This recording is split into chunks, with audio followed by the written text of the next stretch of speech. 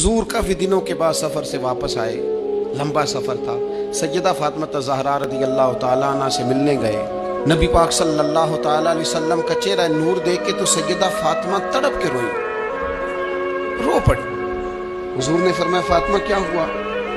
अर्ज करने लगी, या रसूलल्लाह, थकावट के असरात में आपके चेहरे पे देख रही, और हुजूर कपड़े यूं लगता है बड़े पुराने पहने हुए आपने।